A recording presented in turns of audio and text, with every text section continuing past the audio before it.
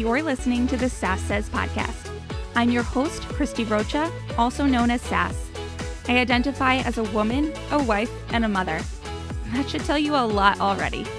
And over the last few years, I've learned the value of talk therapy. I have seen how my inner work not only enhances my own well-being, but also my marriage, my parenting, my relationships. And in fact, you wouldn't be hearing this right now if it weren't for the work I've done. My mission is to debunk the misconceptions and stigmas around what therapy is and who it's for. Let's normalize working on our mental health and seeking help when needed. We've all heard of self-care, self-help, and self-love, but do you often wonder how to actually make it all happen? I do. You'll hear strategy-based conversations with professionals, as well as inspiring and validating stories from women who are just like you and me. Think of this podcast as the weekly therapy sessions you didn't know you needed, with a dash of sass, a lot of vulnerability, and me, relentlessly asking, but how? Welcome to the show. Today is the third episode of a 4-part solo series dedicated to self-care and to introducing you to who I am, why I'm here, and what I've learned so far from the amazing guests on my show. In the final episode, you will hear my thoughts on ambition and the intangible, but today I'm focusing on marriage and parenting. I've grouped these two together because of how much marriage can and does change when you are no longer simply husband and wife, but also mom and dad. You heard last week about my postpartum experiences and how they were challenging, to say the least. And I know that they would have been extra challenging had my husband not been as supportive as he was and still is. Now, that being said, a big part of what I struggled with early on in particular was going from us being this newly married couple, being together for quite a while, feeling like he was the person to always really get me, see me, and understand what I need.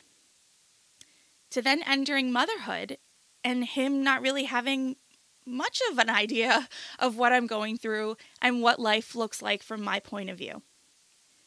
This is a tough transition that I don't think is talked about enough. And now going back to that postpartum time, I knew it wasn't right to be mad at him, but I was something. And I've come to call what I was postpartum bitterness. Bitterness at the typical stuff like him not hearing the baby monitor from his side of the bed, or him not having milk-producing organs to feed our child at 1, 3, and 5 a.m. and all that. But there was also this much greater sense of awareness on my part of how much it seemed like my life had changed in comparison to his. I was not accustomed to our life not being equal in that sense. And I was bitter. I knew he was going out every day and working, but I felt like, did he know all that I do every day at home, keeping me and baby alive? And then adding all the other house stuff to it? I mean, how could he, He doesn't do it, so how could he? And, I don't know, it's a big mind F of emotions and hormones. And reality, honestly. The reality is that we set up our life to be a certain way postpartum, and that's exactly what happened. We set it up so that after my maternity leave, I would stay home and work with our baby on the floor in front of me. That's what I signed up for. I just didn't fully realize what it was that I was signing up for when I signed up for it. And, it is. I think it's impossible to know what motherhood and what being a parent at home is like, and being what a parent in general is, until you're doing it. So more on that in a minute. But generally speaking, when it comes to my marriage, whether it was getting through that time period or, anything, right? Like marriage is continued work in progress. There are continued challenges, new challenges, old challenges. A couple of things that have really helped us that I would consider self-care are, for one, I go to therapy. I no longer need him to be my only avenue of venting. I no longer need him to be the person to get motherhood for me, because he won't. It's not biologically possible. So I vented to him with the hope for validation. And you get what I'm saying, right? Like, he could be supportive all day long, but we live two very different daily lives. I need an emotional outlet, and I get it through therapy. Second, through my therapy, our communication improved, in my opinion, by leaps and bounds. I've really been able to sift through a lot of my own BS to get to the root of what's going on, what's bugging me, what I want to say, and communicate it accordingly, instead of having to find roundabout ways of getting to my point that only ever made things worse, or really expressing things from a really emotional point of view, which is also challenging when you're postpartum and the hormonal and all of that. But I believe my communication, therefore, spilled over into our communication through therapy, really improved. We've also implemented a word that shuts a conversation down. If tensions start running high and one or both people want a minute to breathe, take space, think, or put the conversation on pause for any reason, we have a word that we say to signal that pause. The intention is to come back, of course, but it helps to diffuse and avoid all-out, drag-out, ugly arguments. And I really tried to think this through more, obviously, before writing this. And, everything else that I've come up with that we have implemented all comes back to communication.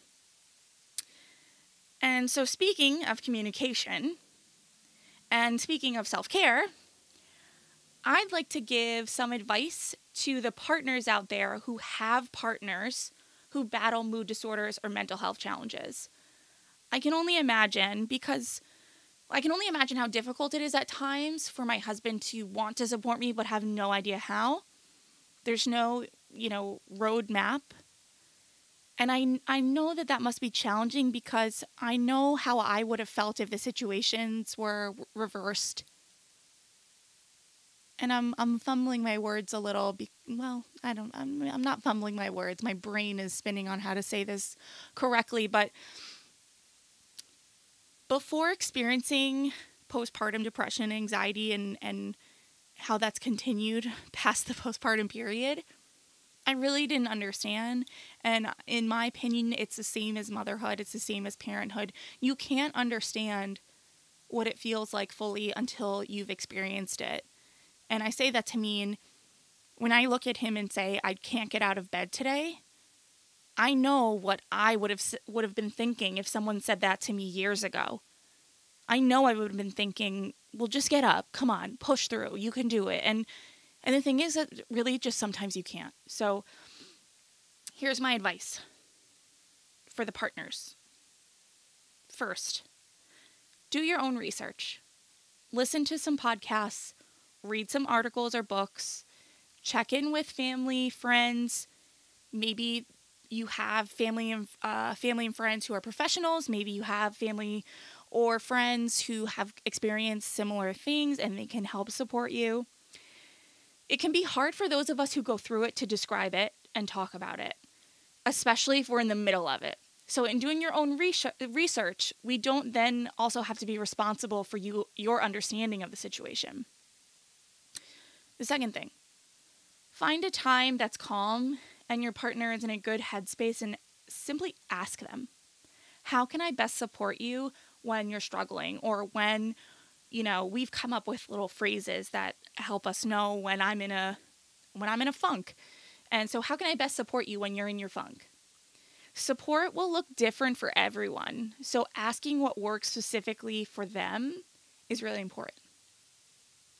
Number 3, take things that are normally his, her, whoever's struggling responsibility. Take it off their plate. Just take things off their plate by doing them. Whatever you can give, they will take. You don't need to ask, just do.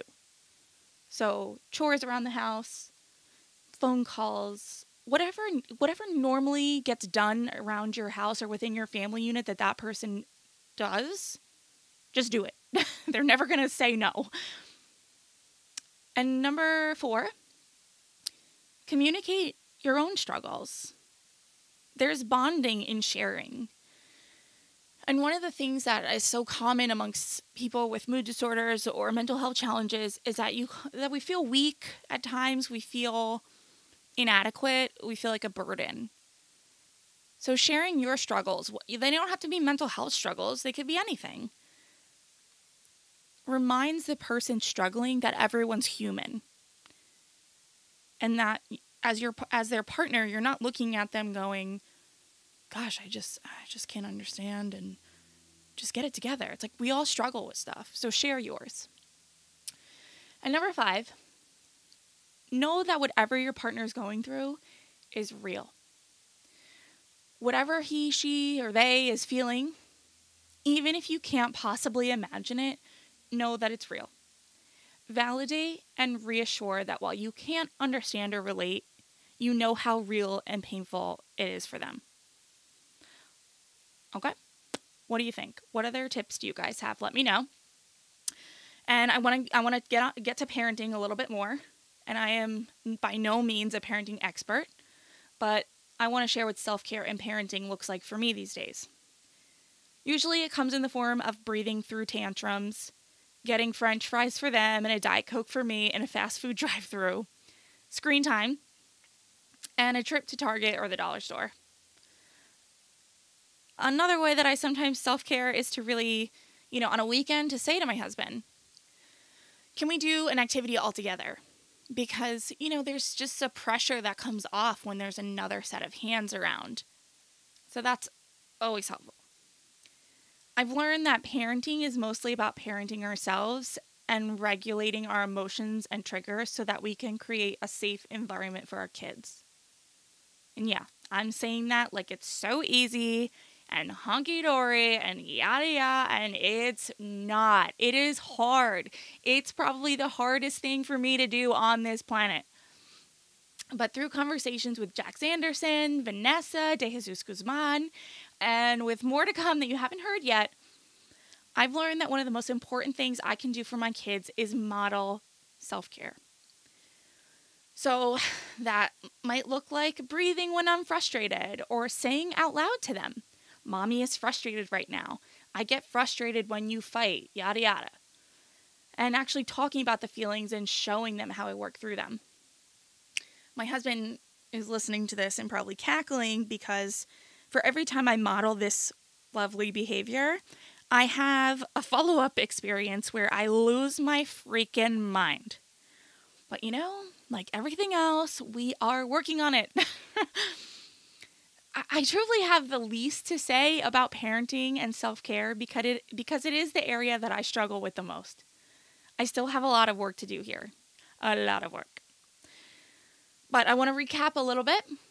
So, communication in marriage, hello Alex, episode 1, is key before, during, and after kids. Take time, my advice, to have the hard conversations before babies come so you have some practice. Take time to talk about what you want life to look like with kids in it, and talk about what would need to happen should one or both of you want to change your mind. And change your mind, I mean change your mind about what your quote-unquote plan is for what life will be like with kids. I don't mean change your mind about your marriage. If you've got kids, you don't have kids, wherever you are in your relationship, it's a new year and it's a great time to have a powwow. Schedule a dinner and come prepared to talk to each other about where are we excelling in our relationship? Where could we be doing better? Here are my goals for the year. I would love to hear yours. How can I support you in reaching those goals? Here's how you can support me in reaching mine. Things like that. And I keep having the instinct to say something like, go on dates and make each other a priority. And I totally agree with it, but we've heard it 1,000 times, right? So, and if you're like me with kids that are little and growing businesses and whatnot, we're busy, man. I'm not saying those things don't matter. They do. But you have to schedule them, and I'm working on that too. So, in continuation of this conclusion, parenting, gosh darn it, just breathe. For me right now, that is the gist of my conclusion of parenting. Breathe. Go to therapy, work out your childhood, work out your inner child wound, your mother wound, work out all the wounds, because I promise you they will all surface in parenthood. And when in doubt, model the behavior and the language that you want your children to exemplify and use. All right. So let me know if you have any questions about what I've shared here today. You can find me on social media at S.A.S.S Says or via email on my website.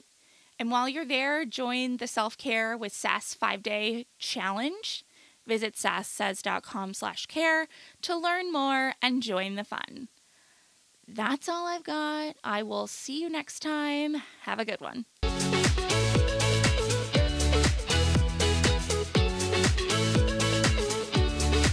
Thank you so much for tuning in today. Sass Says is a production of Luann Nigara, Inc. This podcast is meant to be educational and not meant to replace professional therapy or professional medical attention. To learn more about today's show and what's new in my world, head over to sasssays.com. Thanks so much. Talk later.